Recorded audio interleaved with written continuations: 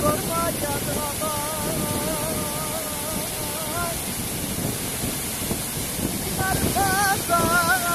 Arkadan olsa gelirdim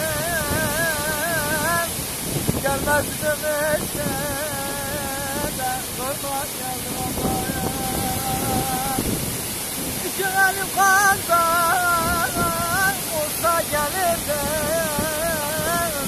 Gelmezdim eşeden sorma geldim ama Sana ne oldu? Nedir bu hersin?